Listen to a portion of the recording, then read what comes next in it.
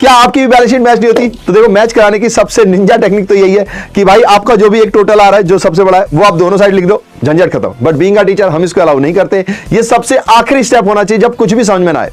अब भैया क्या रीजन होते हैं जिनकी वजह से बैलेंस शीट मैच नहीं होती? तो सबसे पहली चीज तो ये है कि अगर आपने दोनों साइड का टोटल कर लेना है, दोनों साइड के टोटल में जो डिफरेंस है, हो सकता है कोई ऐसा अमाउंट हो जो आपने मिस कर दिया हो, तो आपको पता चल जाएगा, वहां से आप टिक कर लोगे। अगर भैया ऐसा कुछ भी नहीं है, नहीं समझ में आ रहा, तो फिर दूसरा पॉइंट है कि यार एडजस्टमेंट देखिए, एडजस्टमेंट्स के दो ट्रीटमेंट होते हैं। कहीं ऐसा तो नहीं कि आपने कोई ट्रीटमेंट मिस कर दिया उसकी वजह से प्रॉब्लम आ रही है।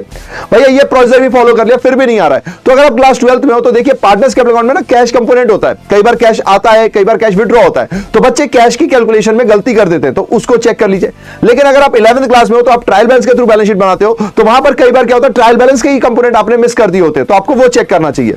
अब जब ये सारी ही चीजें आप अप्लाई कर लो फिर भी इक्वल नहीं आ रहा है, तो कैलकुलेशन देखिए कहीं कैलकुलेशन में गड़बड़ तो नहीं हुई है। अगर कैलकुलेशन में भी गड़बड़ नहीं हुई है तो भैया जो सबसे पहले बताई थी निंजा टेक्निक उसको अपनाइए। वैसे ये अप्रूव नहीं है, लेकिन अब क्या करें, जब कुछ नहीं काम आए तो कुछ ना कुछ तो करना पड़ेगा ना। तो इस तरीके से आप अपनी बैलेंस शीट मैच कर सकते हो या अपनी मिस्टेक को पता कर सकते हो और बैलेंस शीट को ठीक कर सकते हो।